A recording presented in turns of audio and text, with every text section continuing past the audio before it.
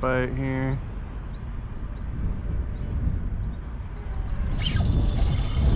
Alright, let's see if I can get him in. Feels halfway decent. He's on the drop shot rig.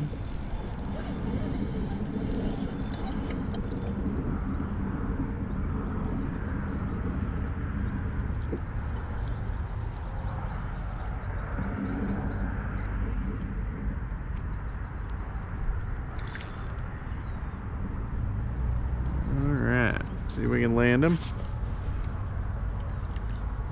Okay, I got that mosquito hook way deep in there. Decent fish, so like I said, switch to a bait that actually works and you can catch some fish. I probably waste way too much time trying to expand my horizons on what lures I use, but hey, I do think it makes me a better fisherman, but it also leads to some wasted hours. That hook is super deep in there. He kind of got that in his gullet. Thankfully it's a small hook, so I think I'll be able to just get her out of there with my pliers. Yep, that wasn't too bad.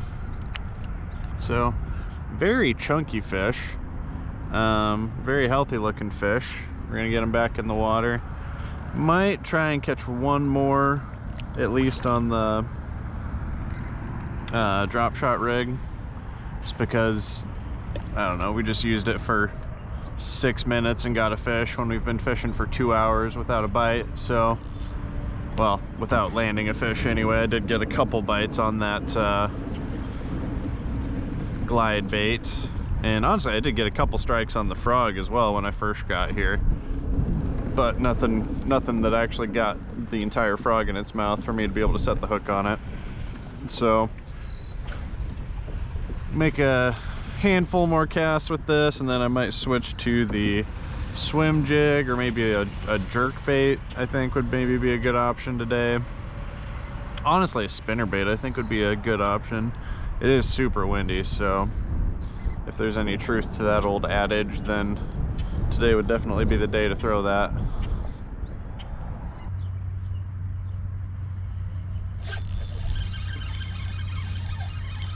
Wow, that fish had it in its mouth for a long time. I hope it's not gut hooked. It was just a small fish, and I couldn't really quite tell if he was on there or not. Okay, that's not too bad. It is a really small fish though. Get that hook out of his tiny mouth. There he is. 7 inches or so. Alright, well, like I said, not too tough to catch the fish when the water's 62 degrees on a really fairly windy day, if you're throwing the right lures. I was not throwing the right lures earlier today because I was trying to kind of force the fish to bite what I wanted to throw, and that wasn't working. You saw how that worked out for me with the frog and with the glide bait. If I had to go back and do it again, I probably would do it the same way, just because I really do love catching them on the frog, and I do love catching them on that big glide bait. So you just gotta swing for the fences sometimes with that, and try and have some fun with it. But at a certain point I had to cut my losses and switch over to something that I knew would put a couple fish in the boat. So I'll probably, now that I've gotten a couple fish in the last 10 minutes or so on that drop shot rig, I will probably make a handful more casts with this, and then switch to a swim jig or a jerk bait, I think, or maybe a spinner bait or a chatter bait, something along those lines. See if I can get them going on a moving bait. Might pitch a jig up kind of under some of these trees. It's like that one over there and this one right here. I did not get any action on my frog under this tree, but historically I have caught fish on a jig in that one, and I did get a couple pops on my frog on that far tree over there. So I have a good feeling about if I flip a jig up there, I can probably get a bite out of the deal. The unfortunate thing is I kind of want to leave that frog tied on there, and I throw my frog on straight 65-pound test braid with no leader on it, and I have been using that same rod earlier this year as my jig rod, so I had some fluorocarbon leader on there as well. It's a nice stiff rod. So we'll see. I can always tie that on a different setup, so we'll see what happens.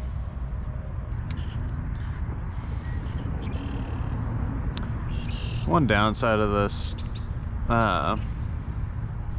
drop shot rig is it's just so dang prone to get snagged, especially in like trees like that. Like, you're pretty safe, like if there's stuff on the bottom that's, you know, no higher than, if you have obstacles that are less than a foot tall or weeds that are less than a foot tall, you can get over those pretty easily on the bottom. But if you get this mess of exposed hooks and weight up into some limbs in a tree, it is quite a pain in the butt.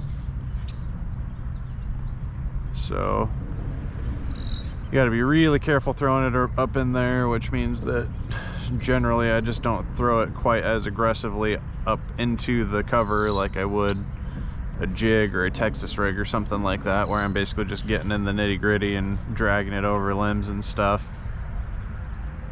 So you miss out on presenting your bait to a few fish as a result of that, but generally I think as a result of the exposed hook and just how finessey of a presentation it is, you do get a few more bites from the ones that do see your bait, and you have a pretty good chance of getting your hook into them for those ones as well. Now, I like my hookup to land ratio, I like a lot better on a Texas rig hook or a jig, where I feel like once you get the hook set on a fish with a big hook like that, I mean, there's not much way you can lose them after that. I mean, it happens, and you know, I've certainly lost fish in those scenarios, but it's a lot easier for them to wiggle that little mosquito hook out of their mouth than it is a big giant hook that you've got just rammed in there and you're putting tons of pressure on it.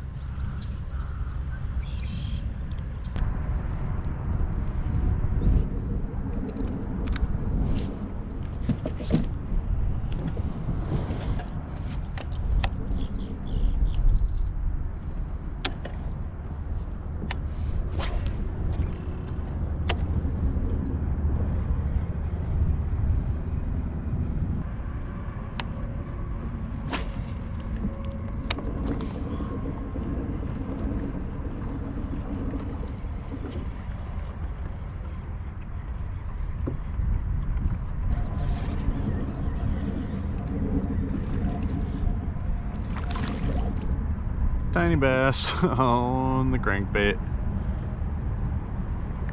I felt him bite it, but if I'm being honest, I thought I lost it because he was obviously not fighting very hard. That's so funny. I don't think I've ever actually released a fish through here before. I wonder if he was able to get out. Looks that way.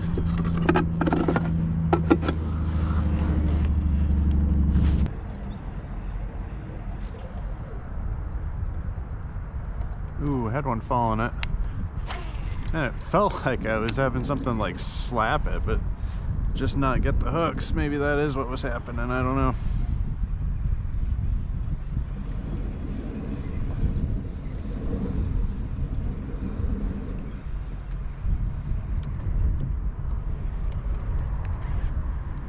Got a fish on there now. This one feels better than the last one. I mean, not a lot better, but it's fish. It's a full-size bass. I mean, not super large, but you know what I'm saying. All right, get him in there. We are running out of time. Just gotta keep making some casts here. Maybe for the next 20 minutes or so. Just be grinding this crankbait through here. See how much more action I can get.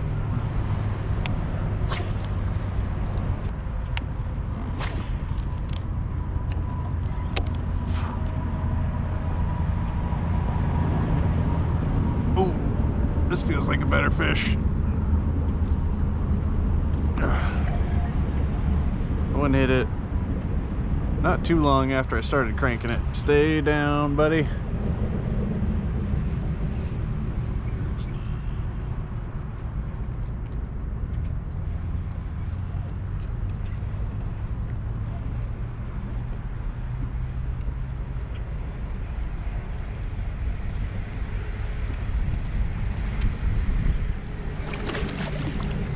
Well, they're growing. Still not massive, but better fish for sure. Oh, I guess I should have been throwing the crankbait this whole damn time, because I have been throwing this thing for probably 10-15 minutes. I think that's my fourth fish, third at least.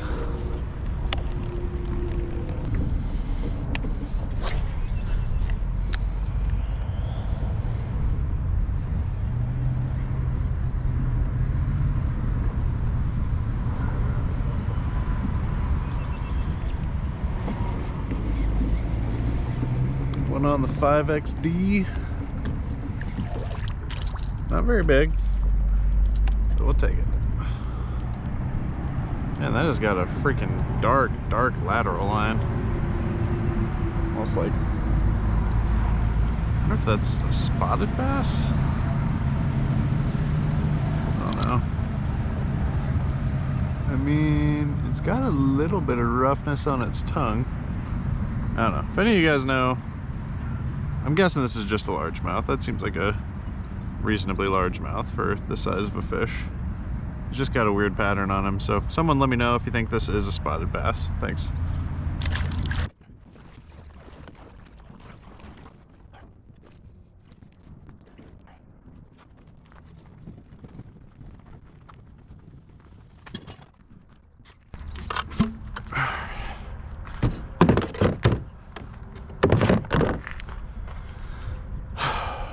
Well, guys, I did not catch all the fish that I wanted to today, but did okay. Figured them out eventually with the crankbait and the drop shot rig with the little finesse worm on it. It's always good to get the frog out for the first time of the year. It's too bad I didn't catch anything on it, but that's not too bad, I suppose. And did throw the glide bait around for a little bit. Like I said, did get a couple strikes on that. Didn't land either of those. Got a hook in one for at least a short amount of time. The other one just kind of swiped at it, missed the hooks, and swam off. But not a total loss on those two baits, but I did waste quite a bit of what was really, I wasted almost 2 hours out of my 3-hour outing that I had today, but was able to salvage it and catch, I think, 8-ish fish total, something like that, in that ballpark. So not too bad. Definitely fishing's getting a little bit easier this time of year, so make sure you get out and enjoy it. Well, so anyway, thanks as always, guys, for watching. Please like, subscribe, and share this with your friends so that they can find this content. I will catch you on the next one.